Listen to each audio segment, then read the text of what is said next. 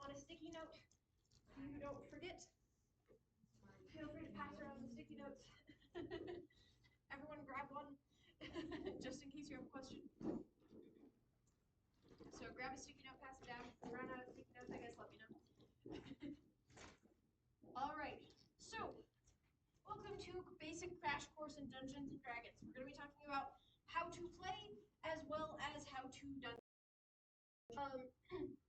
As far as playing goes, we do have character creation sessions you can go to once a month. Next week, we're going to be doing it as part of our playing and dungeon master session. So if you want to come join us at 12 for that, that would be great. Unfortunately, I will not be teaching you how to make a character today. I will be showing how to read a character sheet. Because unfortunately, we have very little time and a lot of information. This is the kind of game where you just have to. Exactly, which is why I'm doing the one shot, because in some ways you have to watch it and experience it. Alright, so how to play. You are in charge of your actions as a player and cooperating with your party, making choices, character and backstory, showing up as consistently as possible, because that does help. Knowing what your spells do or looking it up so that you know what they do if you have spells, and knowing what your attacks do and your AC is. As far as everything else goes, that is in the Dungeon Master's hands. You get to decide, though. It's kind of similar to how life works, right? You make your own decisions, and then fate kind of is like, and a tree branch falls in your path. Very similar, except the Dungeon Master is fate. So we're going to discuss also roleplay versus combat turns. So this is kind of what a character sheet looks like. This is the old character sheet from 2014, and this is the new one from 2024. I tried to show them both side by side so you could see kind of the differences. You can choose to use whichever. There's not a huge difference between them, just more of how it looks. As far as your role-playing turn, you might do something like this. Hey, I want to sneak up to that guard and try to persuade him not to attack us. And then the DM would say, all right, roll persuasion. So you walk up and you roll persuasion. Typically when you're rolling, you use a 20-sided die, and then you would add stuff to it. So, for example, with this one, persuasion, which is charisma, and then I have a +2 for this particular character in that stat. So, as a result, I would say if I rolled a 14, and then I'd say +2, that's a 16. And then the Dungeon Master decides if your argument was persuasive enough. Meanwhile, very similar thing over here, except they have grouped all the stuff that are involved together with it. So it's pretty okay, considering the fact that most things are pretty obvious which category they go into. There's only a few that are debatable as to which category they go into. Your armor class, the other thing I mentioned that you need to know, that's here and here, that is going to determine how easy you are to hit. Obviously, if you're wearing a big suit of armor, you're going to be a harder person to hit. As a result of being a harder person to hit, you are going to either be more dexterous, which is going to prevent you from getting hit, or more armor-based, which is going to prevent you from getting hit. So, as a result, with this one, I made her a paladin, so she's a little bit more bulky and armored up, so she's harder to hit. If I was to roll, for example, for the dragon to hit her, and I rolled under an 18, I couldn't hit her. I miss. As far as other things you need to know, there are spells. That's why I picked paladin, because they know a few spells. You need to know how many spell slots you have, keeping track of whether or not certain things are going to exhaust you more. In other words, you, for example, could cast Divine Smite 4 times, and then you're toast. You no longer can use Divine Smite, you're too tired. You don't have the energy to use it anymore. Your HP, which is right here and right here, are going to help you keep track of how alive you are. So you could either totally die, or you could be like, guess what? I still have 1 hit point left. I'm gonna go hide behind a rock. Make sure I don't fully die.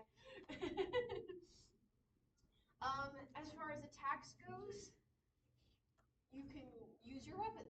Basic longsword +6 to attack. That means you rolled a hit, and when you go to roll to hit, you add that +6.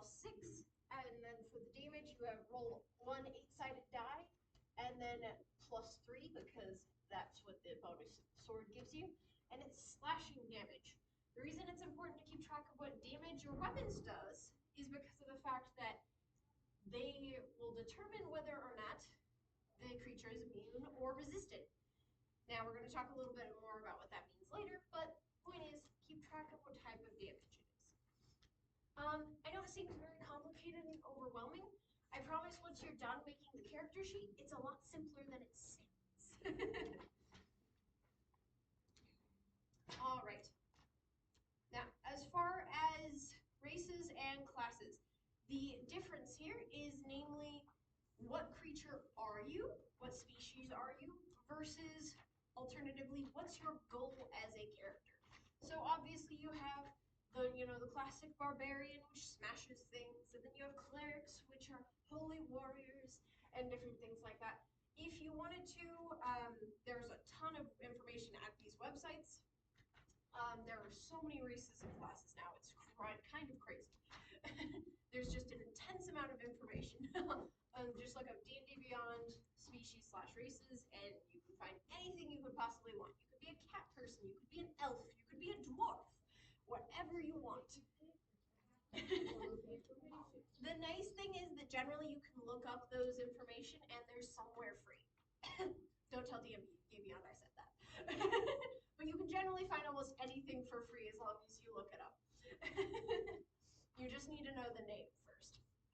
For example, one of the things I'm using today is a Wendigo. Technically it comes from a specific book that I do not have, but I found it for free somewhere.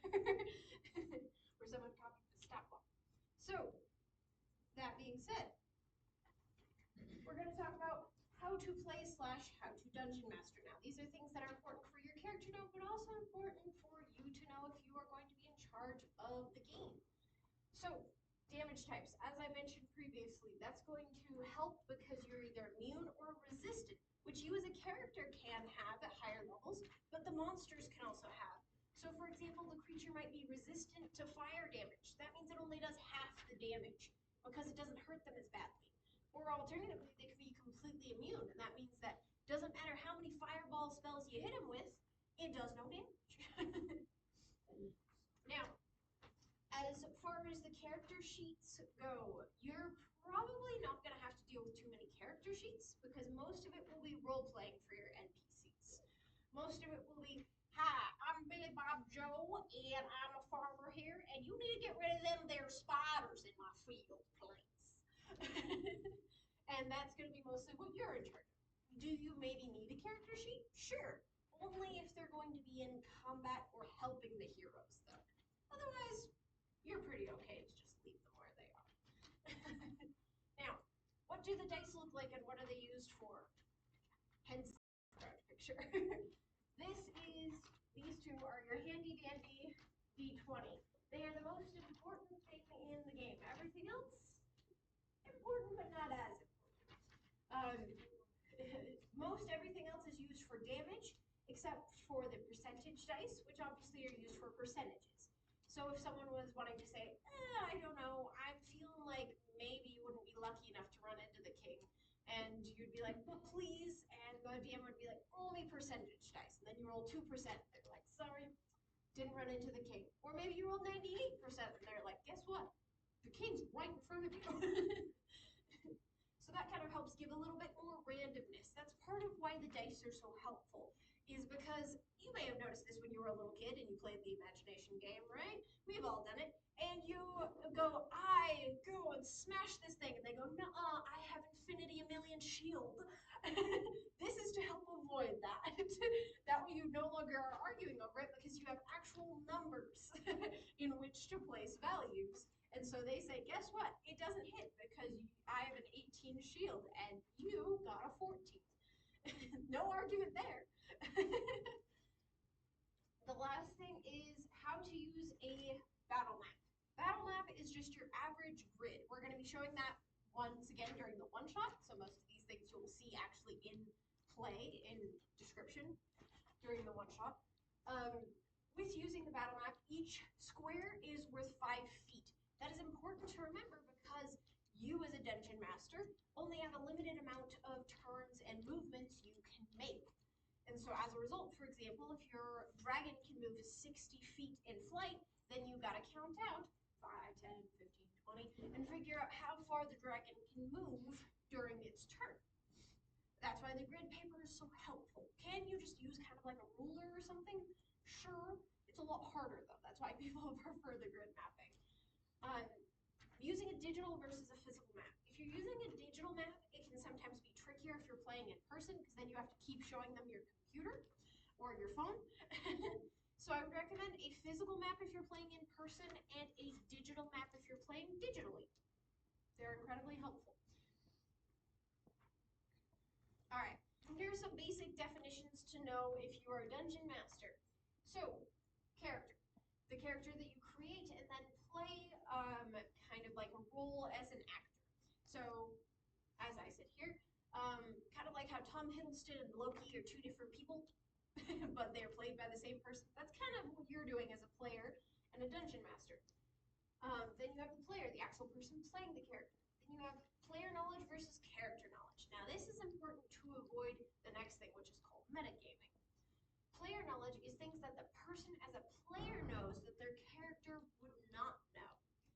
Character knowledge is what the character knows or doesn't know. Now metagaming is when you take your player knowledge and apply it to your character.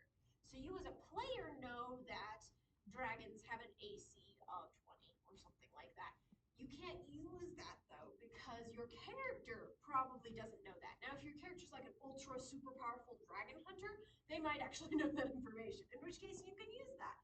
But make sure that if your character doesn't know the information, you don't let your player knowledge get in the way. Next thing, railroading. We've all experienced this sometime where you are starting to talk and someone else goes but and interrupts you. It's generally considered impolite. Try not to do that. Alternatively, if you're a DM, railroading can look like usurping the free will of a player. So you can generally get people to go where you want them to go by using various means. However, just saying you can't go into the jungle because I said so. That's not how this works. You gotta let them make their own choices. If they want to go into the jungle, let them go into the jungle. If they get eaten, that's their problem. That's not your problem as the dungeon master. That's their problem as the character to figure out how to get themselves out of that situation. All right, NPC, non-player character. This is the character that you create as a dungeon master that interacts with the players, or alternatively, if you're a player, the characters that you interact that the dungeon master has made up.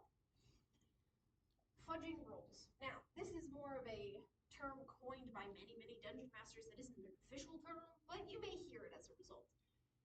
This is when you need to have a dungeon master screen. You know the dungeon master screen, it covers the whole thing and you're like, my rules are all secret.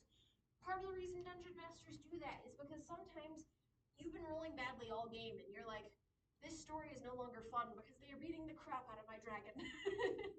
And so you're like, okay, I also failed that roll, but I'm going to pretend it was a natural 20 and that I do a bunch of damage with my fireball because otherwise this poor dragon is just going to get beat to a pulp. So sometimes you need to play around with the rules a bit because they're doing great and you're not, or vice versa. There have been times where I'm like, hey, this character would know this knowledge. And so I'm like, roll history with advantage. The other day I did this for one of my players, roll history with advantage. They got a nat 1 and a 2. And I was like, okay, but you really should know this information. So I'm going to have you roll one more time. Then they finally got a high enough roll. So you can play around with it. You can fiddle with it. Last two things, BBEG, big bad evil guy / girl. Big bad evil person. That'd be BBEP. Bet. Bet. Now, the last term is bloodied. It's not technically a coined term once again, but it's a term that a lot of people use because of the fact that it makes it easy. This is if the monster is below half health. So you say, hey, is the creature bloodied? And then I would say yes or no. That way I don't have to tell you exactly how many HP it has left, because that would spoil the story. But if I say, yeah, it is bloodied, then you know, okay, we have that much or maybe more to go. Kind of gives you an idea of where you are. All right, now we're going to dive more into specifically dungeon mastering. As we talked about earlier, it's important you don't railroad. If they want to go into the jungle, let them go into the jungle. Now, nudge but don't shove. So, you could talk to the barkeeper, you could steal from someone, you could buy a drink. If someone doesn't know what to do, start giving them suggestions that you would like them to do. Then that way they can choose from one of the things you would like them to do, and you both feel good about it. Alternatively, if they're going in a direction you really don't want them to go, you can always show them you don't want them to go that way by having something bad happen. For example, they go into the jungle and you don't want them to, and you're like, a big huge panther comes across your path and nearly eats your friend. And they're like, okay, I'm gonna leave the jungle now.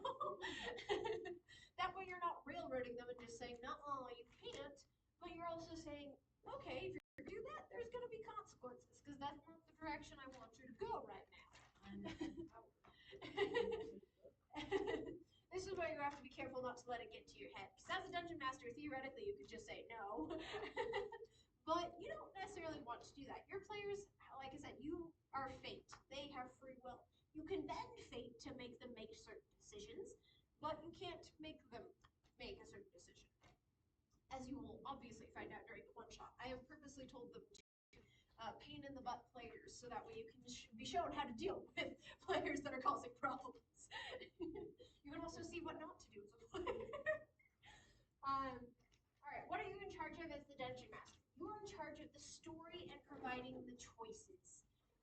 Now, when I say story, it can be anything from a very complex hero plot to just, hey, what do you guys want to do today? And then if your character says, hey, I want to bake bakery, you can be like, great, let's do a baking competition.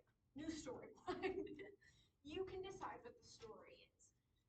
Make sure that there's balance and inclusion of all of the players, so you're not just having one player sitting in the corner doing nothing. And make sure that when they are quiet, that you're saying, hey, what's up? Is there anything you want to do? And if they're like, no, my character just wants to take a nap, then leave them be. But if they're like, actually, I've really been wanting to do this, then include them. Make sure that they get their say. Make sure to take input from your players, especially as a new dungeon master. It's incredibly hard to dungeon master. It's not easy, unfortunately. So make sure to take some input. I know that one time I was working with a dungeon master and we were having a great time, but there was a few bumps in the road. And so after the session, they asked us, what did you think? And we gave them some opinions on, hey, this is what I think you could do better, but this is what I think you did really well. And feedback is important to learn and grow as a dungeon master. Make sure you resolve and address issues outside and inside of game. Obviously, if two of your friends are fighting and you're trying to do a dungeon master session with them, that isn't going to go so well. So make sure that you address issues inside and outside of game. And maybe even if you want, personally, to set a rule, you can. I know that for the library, we have a rule that you cannot fight other players, even if they agree to it. Because I've had way too many people say we both agree to fight each other, and then one of them loses and they never show up again because they're upset. So you can also set your own home rules, is what they're called, where you're like, hey, I've seen bad experiences here and they didn't go well for me. Or alternatively, you can be like, hey, I don't like anything above PG, and so you can set that as a rule. So that way, if someone's getting a little too stabby, you can be like, well, it's PG, so stop stabbing. Be a little less violent. All right, and then of course, as I said before, you are in charge of when to fudge rules. You can say, you know, I think you should know this information anyway, but you're rolling badly enough. I don't know. I'll just give it to you anyway. Or alternatively, like I said, saying, hey, I've been rolling fantastic this whole session, but I'm about ready to kill the whole party, so I'm going to pretend like I failed that one and I missed. All right, there's a lot of types of players that you'll run into as a dungeon master. First one being the rules lawyer. They follow the rules as written perfectly in the book and force other players to do so as well. Now, the reason this can cause conflict at a table is because sometimes people want to get really creative. I had someone once ask me, can I produce a magic missile, and then if I roll a high enough dexterity check, can I ride on magic missile? It was very creative. There was another player who was looking at me like, excuse you? You're gonna let him do that? I was like, well, I'm the dungeon master, so yeah, I'm gonna let him do that. However, if he gets a terrible dexterity check, I'm gonna have him get blasted in the face. But it's important that you realize that you as the dungeon master do have the power, and if you need to, you can be like, hey, I know that the rules are important to you, but it's important to them that they have fun too. So, with rules lawyers, just realize that it's important to address that part of the fun for them is following the rules, but part of the fun for other people may be messing with the rules a little bit. Now you have the homebrew lover. They come up with all sorts of bits and bobs that they are invented to insert in the game. Some may not work, and others are actually really fantastic. I've had a lot of times where people have come up to me and been like, can I do this homebrew race that I created? And I'm like, that is entirely too powerful. You are going to kill everyone. But then there are other times where someone says, hey, can I do this homebrew race that I created? And I'm like, actually, that's a little underpowerful. Let's add a few things. So to keep in mind with homebrew stuff, the main thing I would look at is if they're doing a race or a class or a monster or something, you look at races and classes and monsters that are similar to that. That way you can get an idea for what a balanced one looks like, and you can kind of base it in that. Say, okay, this is a little too weak, let's buff him up a little bit. Or alternatively, whoa, this is entirely too powerful. If I let you play this, you're just going to be the all-powerful hero and everyone else is going to have to take a back seat. So with the homebrew lover, you're going to need to well verse yourself in classes, characters, and monsters and what makes them balanced. And like I said, if you don't know, then look up something similar to it and see what traits they have in common or might be too much. All right, role playing. This character would rather role play with every character they come across than fight. This can be absolutely super fun to do, especially as a dungeon master. I know there was one time that I was playing with some of my cousins, and the dungeon master and my brother ended up role playing for like 5 minutes, and the rest of us were just like, wow, story, lore. And sometimes that can be fun, but keep in mind, once again, that other players may want more time, and so make sure it doesn't take up too much time, or that if it is taking up a lot of time, that the other players seem to be okay with it, seem to be enjoying themselves. Just make sure to check in, kind of make eye contact with everyone around the table, see how they're feeling. If you can't make eye contact with them because they're too busy scrolling, they might be bored. So keep that in mind. Then you have combat players. They just want to Hulk and smash everything. These players, even if they're not barbarians, are just like, I want to fireball something. And they get bored if they're not fireballing something. Now the trick with dealing with a role-playing player versus a combat player is the fact that you're going to have a little bit of both in both sessions, and any sort of combo in between. With that being said, if one character, for example, wants to smash everything and the other character wants to roleplay, maybe give them an opportunity to do both. A great example of this, I was at a role-playing and Dungeon Master conference, and this specific Dungeon Master mentioned that he had split up the group so that a bunch of guards were coming to capture them, and so the barbarian was getting to just Hulk out and smash all the guards that were coming after them in the hallway. Meanwhile, all those that wanted to roleplay were in the ballroom dancing and frolicking and having fun. And so as a result, the role-playing players got the best of their worlds, and the barbarian got to smash things. So if you have a variety of players, make sure you have a variety of encounters and experiences too. Last one, the wild card. They don't like to follow the plot, just the heart of their character. Now this is in some ways the best way to play, but unfortunately as Dungeon Master that makes it incredibly hard, because there's a lot of times where they're like, I'm gonna go run off and do my own thing, and you're like, oh wait, wrong direction. This is when you have to learn how to, like I said, nudge, redirect them, give them ideas about where else they could go. So, now we're going to talk about running combat as a Dungeon Master. With your character, all you do is your action, your bonus action, and then you move on to the next turn. However, as a DM, you got to keep track of initiative. Typically, this is why people have the map/expo marker board, because then that way they can write it up there and be like, hey, this person got a 10, this person got a 12, this person got a 13. and then you put it in order. Then you keep track of their turns and what order they go into. Then you keep track of your actions and bonus actions, as well as if they've taken one. There have been times where I took an action and I'm like, I don't know what else to do, and then my dungeon master has been like, bonus action. I was like, oh, right. Because sometimes in the heat of the moment, you forget that. Now, last thing, natural 20 versus natural 1. Every dungeon master handles this differently. But I would say the general rule is natural 20 is the best absolute outcome, and natural 1 is the absolute worst outcome. Now, Natural 1 means you're absolutely dead.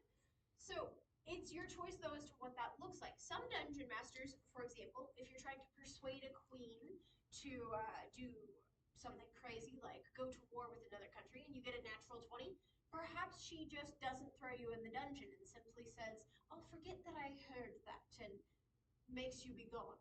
Or alternatively, you can be the dungeon master that says, heck yeah, she just decided that going to war is the best possible option. So it's your choice as to what the best outcome is, or the worst outcome is. For example, there have been times where in the middle of combat, I'm like, uh-oh, you accidentally trip and you shoot yourself in the foot, and you have 1 damage now. Or alternatively, if they're not in combat, I could just say, you go to investigate this room, and you got a natural 1, you're totally staring at the ladybug on the wall. And so it's up to you how you interpret those. Saving throw or no saving throw. This is important to keep track of. Some things will say, like have them make a wisdom saving throw, but other things will not. Sometimes, though, if you're noticing that you're rolling really well and they're rolling really crappy, you might say, I'm going to give you the opportunity to make a dex save here. And you can decide to add that in there, even if it doesn't have that necessarily built in. All right. The 3 things you mainly need as a dungeon master are storytelling ability, flexibility, and improvisation. We're going to talk about each of those individually. So, being a storyteller, do you have to be a fantastic storyteller to be a good dungeon master? Not necessarily. That's part of the reason why there's so many resources in order to help you be able to make it work. First thing being the 7-point plot structure. I would recommend you Google 7-point plot structure. There's plenty of easy, nice guides talking about 7-point plot structure and what that looks like. It helps you break down your plot into easy steps, but the best part about it is that way, if they go into the jungle, it doesn't put off the plot necessarily, because maybe the goal of the plot is to go kill this evil guy eventually, and this evil guy, you could say, okay, well, I said that the final battle has to be in this specific country, so as long as I get them there eventually, who cares if they go in the jungle? Go have fun in the jungle.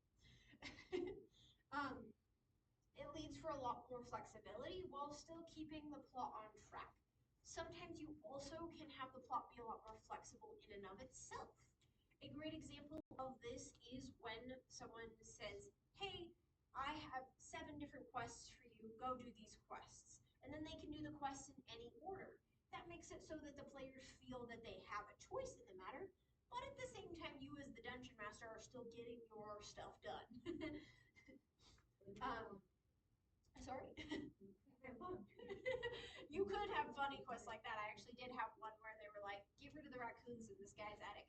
So you can have silly quests. Yeah, that one turned out to be a cult. It was very exciting. So you can always have them sound boring too, and it turns out that they're very exciting. Or just weird. Or they can be weird.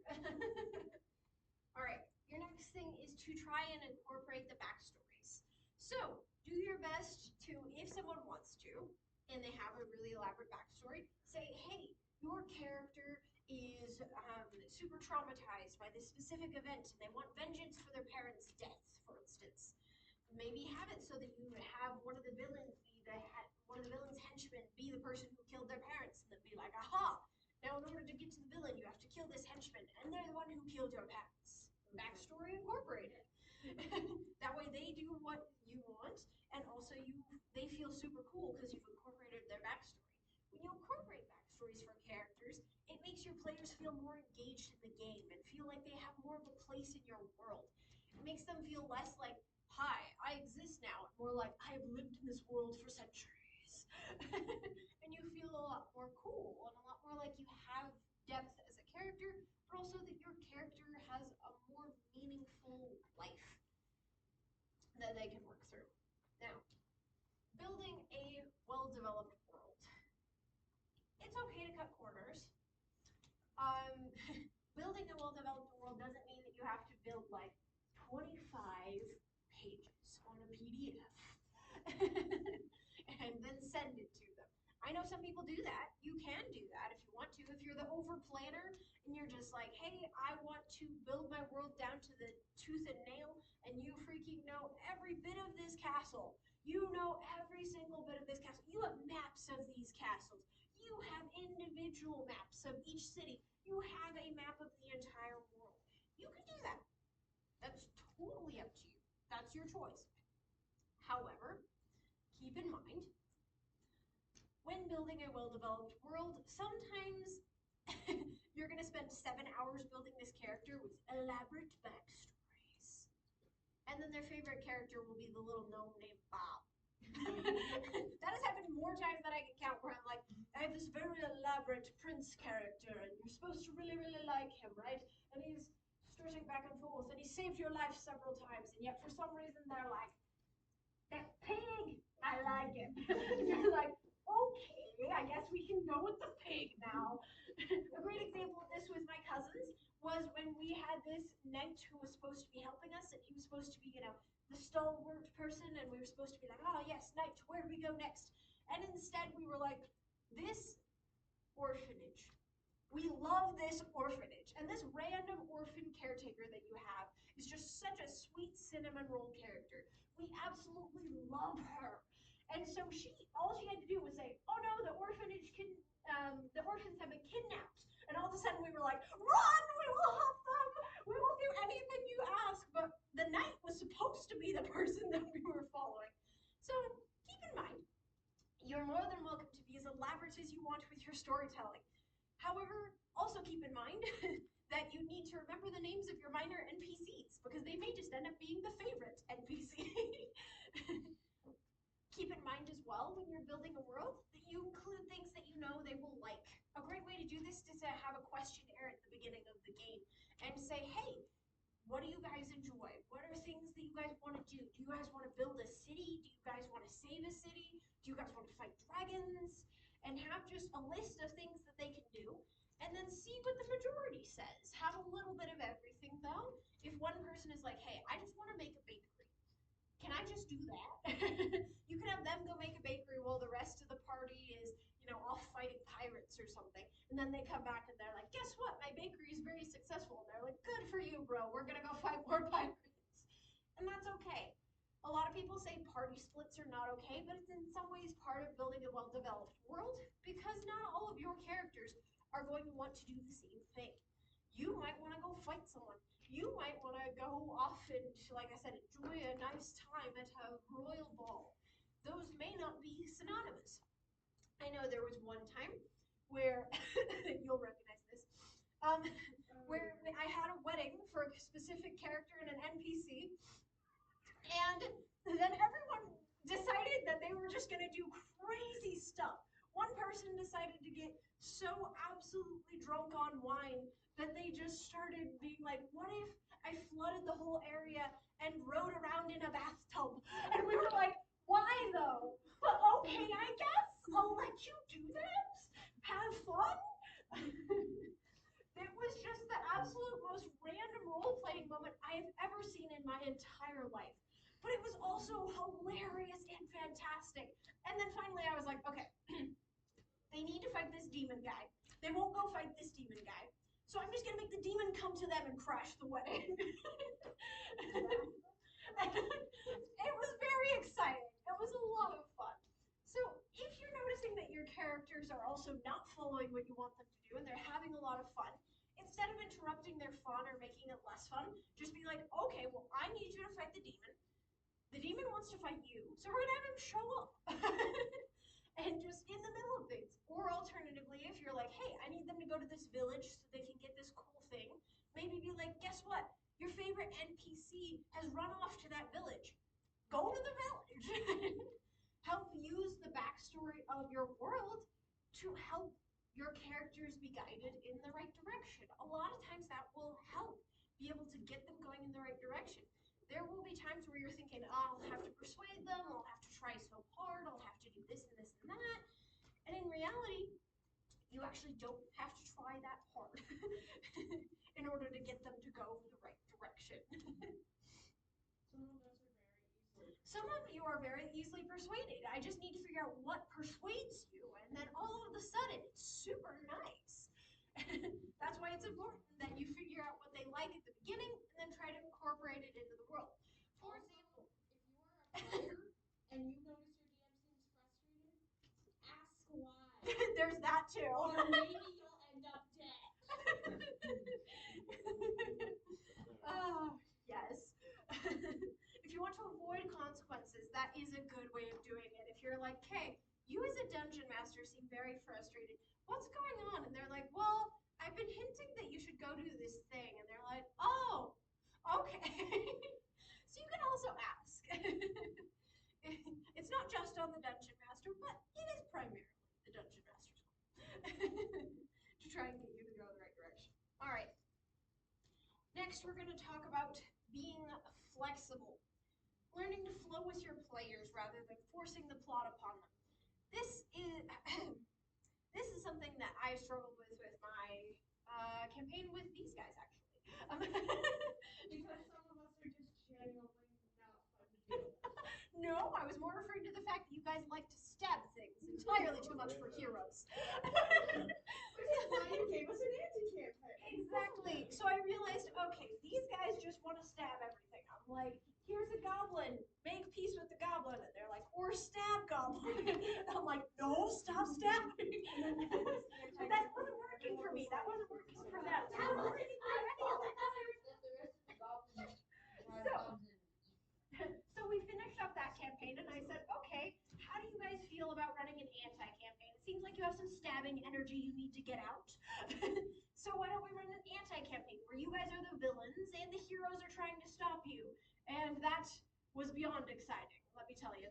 They destroyed the whole universe, but that was the goal. I never role-played so hard. But you enjoyed it. That was the point. You were enjoying role-playing so much. You all felt like you could just do whatever you wanted. And even though the heroes were the consequences for you, where you'd go try to steal something and they'd shoot you with an arrow. But it certainly made it much more interesting, right? Because you were doing what you wanted to do rather than feeling forced upon you that you had to follow the plot. Forcing your characters to follow the plot is ultimately not going to be enjoyable for you or your players. So it's incredibly important that you figure out what they want and where to take them with it. And sometimes campaigns just don't work. There are certain campaigns where you're just like, I gotta rewrite and start over.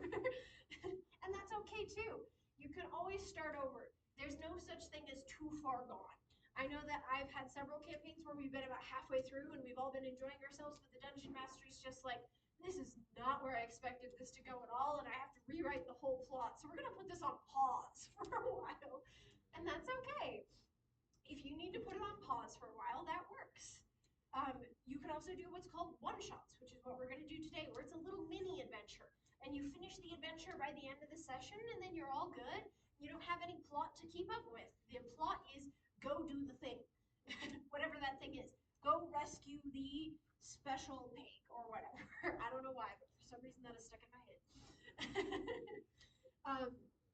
But have a goal and have a reason why they would go do that goal built into the characters. So when you say, hey, I'm doing a one-shot, you don't just say, hey, build whatever character. Say, your character wants to do X. That way it makes your plot so much easier. Because if the characters are already built saying, hey, I want to go stop this magical storm from destroying this city, all of a sudden the plot works really easily. Sometimes people still do things that they would rather do as a player than a character. And we're going to talk about during the one shot how to do that. If like the player is going, hey, I'm bored, I want to go fight something, but the character's going, hey, I want to go do this thing, and the player isn't doing that thing, how do we get the character and the player's goals to align? We're going to talk about that. Next thing, learn what makes their characters tick, and so what will draw them out. So, I'm going to talk about one specific player. When she watches this video, she will know who she is. But I will not say her name. But I think she'll get a laugh out of me sharing this experience. So there was this party, and this party was like not following the plot at all. They just didn't want to follow the plot, and it wasn't even that they were too stabby like y'all. They just didn't want to follow the plot, and I couldn't figure out why. And then all of a sudden, I realized that they kept adopting little animals along the way, and I was like, "This is an interesting thing that people are doing. All right, do you all like adopting animals?" And they were like, "Yeah, actually, we love animals. We love little animals, and just like adopting every single one of them. Like, and we just want animals." And I was like, "Okay, what if I take you to another country where the whole purpose is to just adopt little animals? That is your goal. And part of your goal is to adopt all these little animals and to train them, basically Pokemon." But they loved Pokemon, so that wasn't a problem. And they were like, "That sounds like so much fun." And so as a result, I created the Cupixus, aka my discount Pokemon. That had stat blocks that worked within Dungeons and Dragons, so they could play with them and they could train them and they could fight with them. Some of them even had fights against each other, but they were all in good fun because they felt like it was more Pokemon-esque. It was really a game to them, so it wasn't nearly as personal as stabbing your friend in the back. And they had so much more fun. And it made it so much easier then too, because I just had it be so that the villain was in control of the Cupixus and had this mind-wiping drug and was going to get all the Cupixus under her control. And they were like, "No, not my animals!" And as a result, I was able to get them to finally go fight the villain. And it made it infinitely easier. So, learn what your characters enjoy. If your characters are all just like, "I want to adopt all of these small children," let them adopt all the small children. If they want to do that, let them do that. I have a player who literally will go up to every NPC and be like, "Are you an orphan?" And if they are, they will adopt them. Because they just love taking care of small children. And I'm like, "Okay, that's your plot arc, is you start an orphanage and you adopt all these little orphans and you take care of them and keep track of them." And you get them to do stuff by threatening your Exactly, and I get them to do stuff by being like, "Oh no, someone almost burned down the orphanage," and they're like, "I will go find this person." All of a sudden, they go from being very uncooperative players to being fully embraced in your plot. It's kind of similar to writing a novel in that regard. If your characters are not following the plot, it's probably because they're not feeling it. You gotta figure out what draws them out. For example, Percy Jackson probably never would have gone to Count of Half-Blood had his mom not been in trouble. Let's be real here. He would have just been like, "No, Mom, I'm staying home with you." Yeah, but you can also just voice do whatever you want. You're right. That's when you get really big plot holes. Also, if you are going to be that kind of DM, do not. Everyone hates that type of DM. Yes, Live don't alone railroad there. your players. It makes it so that the players don't have as much fun. I think that's why it's so funny when people talk about the rumors of Dungeons and Dragons as a cult because the DM's in control of everything. The DM has zero control, man. You guys go run off and do whatever, and we just deal with it. um, so Dungeons and Dragons is about the choices of the player. Like I said, we as the dungeon masters are the winds of fate. We just give you a gentle nudge in the right direction. We figure out what you wanted, what we wanted, what our common goals are, and get you there. We don't force you to go a certain direction. You make your own choices, and we deal with them. All right. So another thing you can do, as I mentioned with the wedding ceremony and the demon attacking it, is if you need them to go to the Feywilds, but they decide to go to the beach, maybe have the villain be at the beach now. Or make it so there's a portal to the Feywilds on the beach. And they're like, "Ooh, cool portal." And then they wander in. And it's like, "Ha, sick, it took you to the Feywilds." You can have some fun with it, you know? You can trick your players. Yes. Most players, especially new players, are very curious, so use that against them. Oh, for sure. Curiosity is a big draw. So use it for yourself. For yourself, but against them. For example, if you don't want to go to the Feywilds and I say, "There's a very, very ancient looking relic on the beach," and You're like, ooh, shiny. And then I'm like, ha, the relic takes you to the Feywilds. Do I get to keep the relic? Yes. Worth it. But see, there you go. I made it so that something you wanted and were curious about worked for something for me too. Finding a middle ground is incredibly important. This whole game is about cooperation between the dungeon master and the players. It's not one or the other. It's not just the players. It's not just the dungeon master. It's not just one player. It's about everyone working together. That's why it makes such a great game, because you really have to get to know other people and work together with them.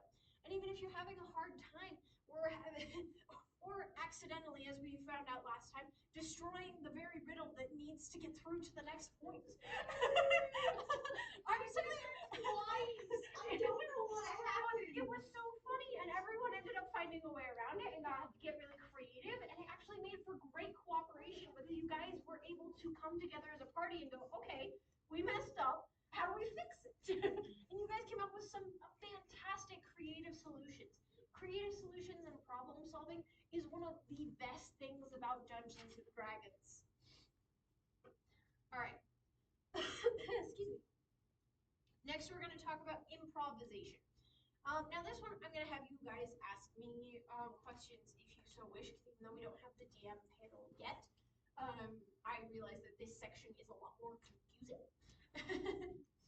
So, establish the location and the characters. As far as this goes, it sounds more like world building, but the reason it's important for improv is because of the fact that sometimes you're going, oh shoot, I totally forgot that we have a rogue in the party and the rogue has nothing to steal. That's a problem. That's the point of the rogue. And so you might have to improv and say, there's a really, really rich baron who just so happens to be walking through town. And then the rogue goes, ooh, yay, money. And then you're figuring it out as you go. Usually no one suspects a thing. Usually no one suspects a thing, especially if you act very confident about it. This is something that I was taught by a choir teacher, but it applies just as easily for Dungeons and Dragons. Be confident in your dungeon mastering skills. I know that's hard to say because, you know, if you're shy or sheepish or not particularly a social person, that can come off as very intimidating and being like, I have to talk to 6 people confidently? That might sound scary, but just be confident in yourself. And you might mess up. Absolutely, you're gonna mess up. The amount of times I've messed up, I could not count using all the fibers in this carpet. But that's okay. You can work with it and be confident. And a great example of this is with singing. If you sing a wrong note, have you ever noticed when someone sings a wrong note but sings it confidently? It makes it seem as though they didn't mess up the note. You look and go, huh, I wonder if they meant to do that. They're probably internally thinking, oh, shoot, I messed up. But because of the fact that they're doing it with confidence, you're going, huh, interesting way to riff off that piece. Make it interesting. And they don't even notice. So if you make a mistake, that's okay. Just try to move forward with confidence. There was one time that I called it a toad, and it even said frog up on the board for the giant frog's turn. And they were like, is it a frog or a toad? And I was like, who knows? It's a fey creature. So you can go with that. You can just keep flowing with it. Or alternatively, you can add things onto it and just work with it. I know that there was one creature that I ended up inventing kind of on accident because I forgot what the AC was. And so I just said, the AC is ever changing. Now try to hit it. And it worked because it was actually a cool shapeshifter concept. But at the same time, it made it so that I felt more confident in what I was doing because I had messed up. I couldn't remember what it was. And I didn't want to go back and try to rifle through my notes in a panic. I just wanted to answer the question. And so I decided to work with it. Yes? I do not know what an AC is. AC, fantastic question. Yes. AC is armor class. This is how hard you are to hit. DC is difficulty class. This is how hard or easy it is to achieve something. That is a good clarification. Thank you. If you are ever having to, for example, Wisdom saving throw, DC 16. That means you have to roll at least a 16 in order to take half damage from this specific thing. Or alternatively, with armor class, if I roll an 18 and your AC is 18, that means that I just barely hit you. Or if I roll below, then I don't. Any other questions regarding terminology or other stuff before I continue forward? No? Okay, I will keep going. So, make sure to add new information slowly. Players generally don't like when you info dump / lore dump. Can this be incredibly fun for you? Because you're like, I have 25 pages of lore, get ready guys. In that case, you might as well just write a book and read it as an audiobook. When it comes to lore and information, the characters do want to know this, but give it in a way that's interesting. For example, most recently I was like, there's a ton of lore that I need to dump on these characters in my adult session. I was like, I have to give them all this information. What am I going to do? How am I going to give them all this information? And I went, I know. I'm going to take them into the past because it was a history thing. And so instead of having them do a whole bunch of historical research sitting in a dusty library all day where I just tell them about all this history, I literally had them taken into the past. And I had a bunch of fun stuff happen where they ended up causing history and stuff like that. It was very epic and it felt very involved for them. And it also felt much more interesting because they actually got to watch the playing unfold in real time. It was also very complicated for me because I was playing like 3 characters at once while they watched me. But you can make it too complicated on yourself. But it was fun for me. So as long as it's fun for you and fun for them, go with it. You can make your info dumping and lore dumping fun. You can find ways to incorporate it. A great example of this is like in Harry Potter, where Harry knows nothing about the world of magic at the beginning, right? And Hermione knows everything. This makes it super easy for them to lore dump without feeling like lore dumping. Because Harry's sitting there going, I know nothing about magic. And Hermione's like, let me show you. Yes, Here's a big point. For those on the recording, I'm one of the guest DMs playing later. One thing you can do if you do want to lore dump, and the players want that information, but not necessarily in the session, is you can type it all up beforehand and give it to them separately. One example of this is a campaign I was in for Cheyenne, where I had helped build a lot of the lore of the world. And so I put together a compendium of information about politics and the history of different areas that different characters would already know. And I was able to give that to them out of session that they could read through on their own time if they so wish. So that's and then it also made it optional. So as a result, it made it so the players felt less pressured and being like, oh, okay, I have to read this 25-page document, and Brain were like, if you read this 25-page document, you'll learn cool secrets about my campaign. They were like, much more interested now. Plus, then you, like I said, you don't lose the attention of your characters and your players. That's definitely easy to do as a dungeon master. You can get very wrapped up in your own story and be like, this story plot is so cool, and then your characters and players are bored. That can happen, and that's okay that it happens. You can find a way to deal with it and find a way to pull them back in, make them interested again.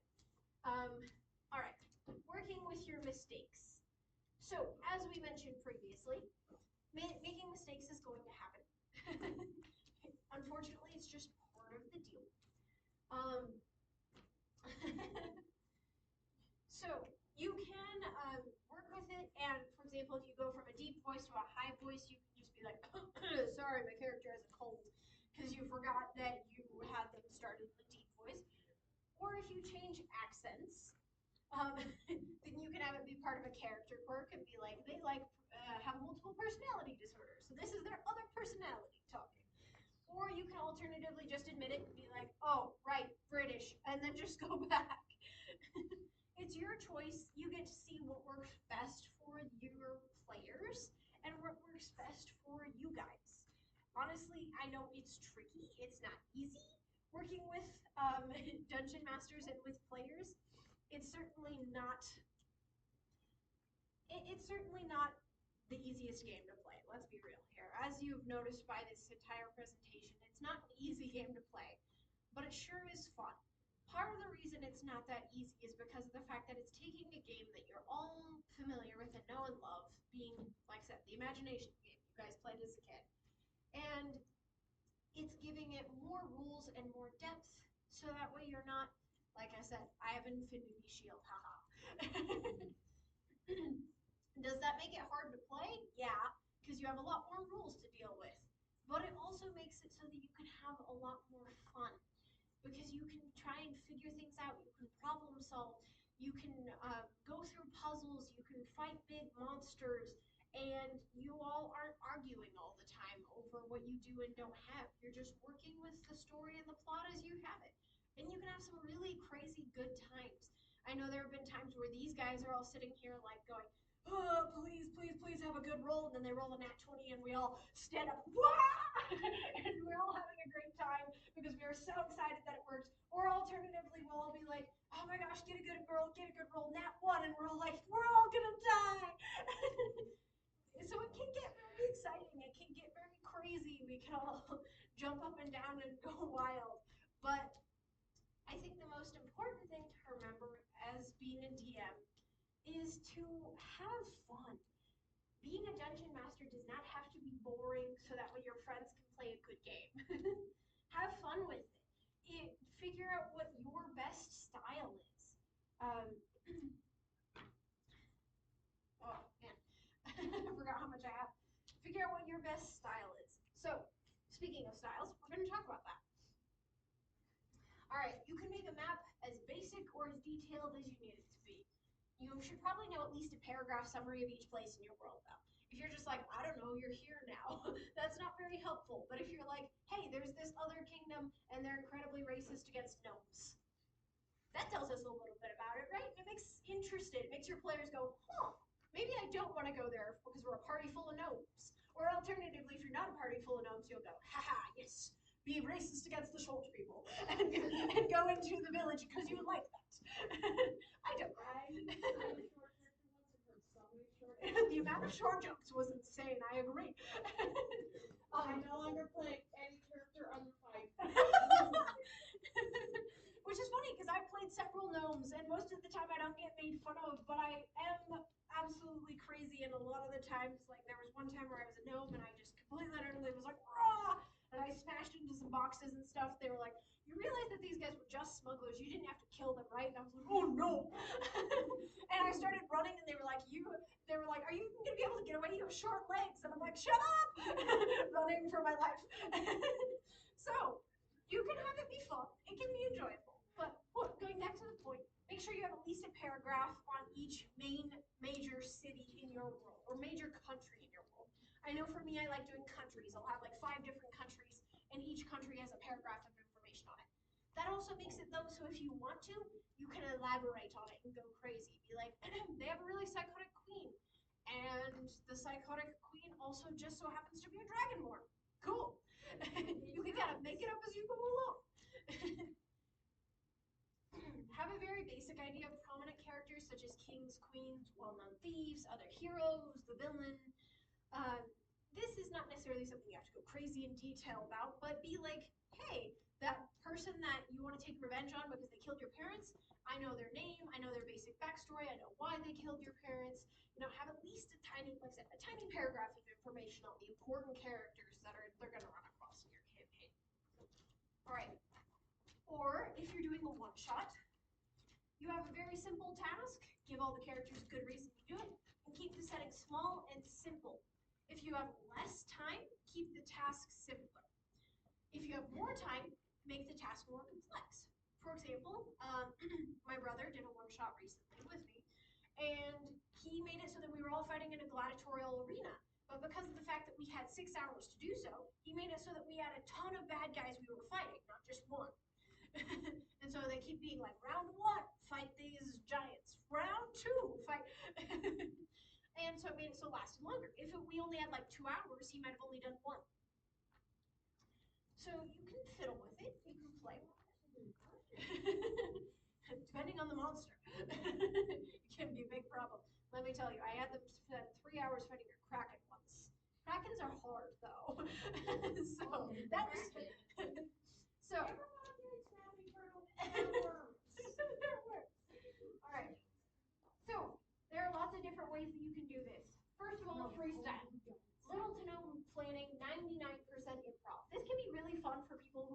improv and storytelling because you just get to make stuff up on the fly.